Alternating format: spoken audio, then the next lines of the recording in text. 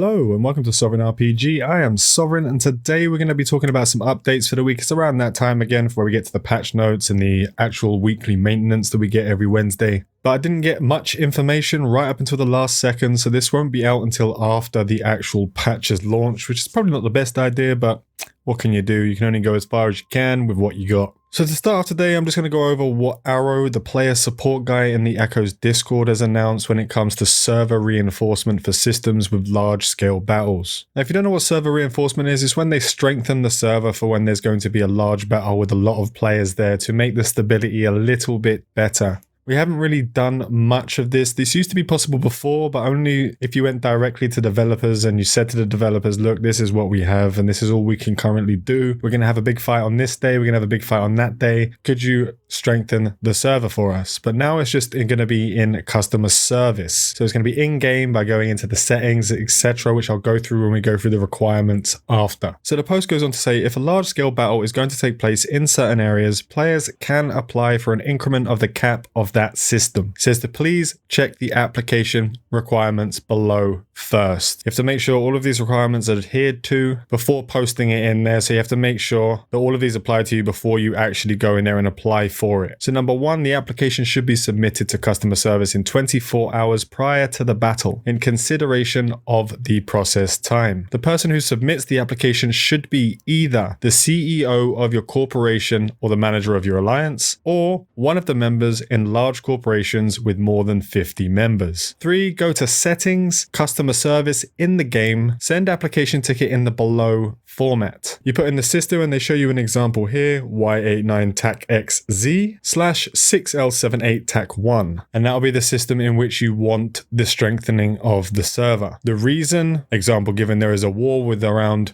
XXX players on the 16th of March. Now you don't have to get this precisely correct, but how many you're sending will help to be able to sort of understand how much they need to strengthen the server. I don't know anyone that's going to know exact numbers of the entire battle when you get there. I mean, some of these big battles are 1,500 players system cap. So they probably should strengthen the server for the 1,500 all the time, consistently. That'd probably be a better way of doing it. So then they've asked to put the battle time. So that'll be the 16th of March, 2021, 9 a.m. UTC +0. They've asked to do this in UTC time. That'll probably be easier for them too because the server is actually run on the UTC time. So this is basically when you want the system increment to be active. Now, they'd just like to note that the system increment will last until the next maintenance. So generally the maintenance will start every Wednesday. So whenever you ask them to do it 24 hours before, the server that you want to be strengthened will not be unstrengthened until the next maintenance. And that's basically all we have on that server reinforcement. I think this is a good change. It allows for more people to be able to actually sort this out and makes it easier for people to be able to strengthen a server if there are going to be big battles rather than just constantly having to only go to the developers. It's a good change. It's in the right direction. Now they just have to figure out how to strengthen the servers 24/7, because sometimes you just want to group up into a massive fleet when you find out there's a timer in like 5 hours and you try and get all your guys together and you go in and start smashing people. Sometimes you can't give 24 hours notice. So this is something that definitely needs to be looked into, but it is a step in the right direction. Right now, let's go over the most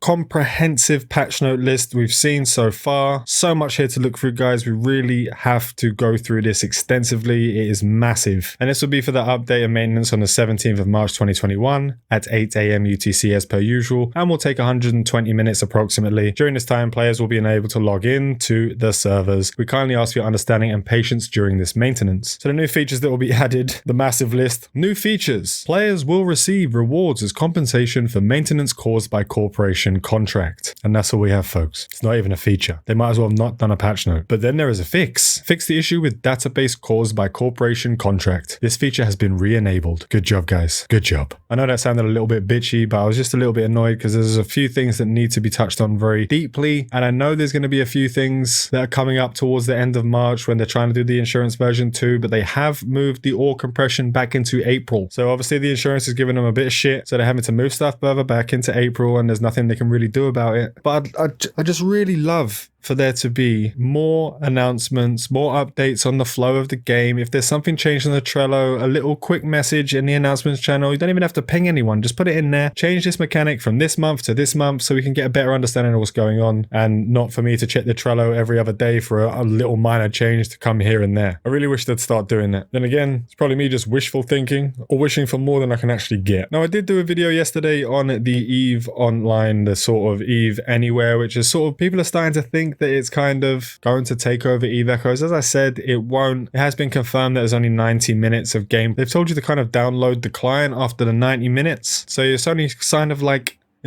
a trial phase. So basically doing just a trial on the actual web browser for EVE Online. Now this could be because they don't want millions of accounts running their cloud system, especially when how many people have alts all over the place, and multi-boxing will be much easier to do when you have cloud-based systems. I understand that it could be attacked a little bit from there, but it still would have been nice. They have got a limit on alpha accounts. They could put a limit on the actual cloud-based server. I mean, you'll obviously have people who are going to be running virtual machines so they can run multiple, but it's just not going to be that many people. It would have been nice to have the actual web browser to be a full experience for the game, which is what I thought it would be. And that's basically all we have for the updates this week. Not much going on until we get this insurance version 2 out of there probably. And I'm hoping we get some more information on that very soon. Remember to like and sub if you haven't already. This is your one-stop shop for EVE Echoes content. Fly safe and avoid local chat scams.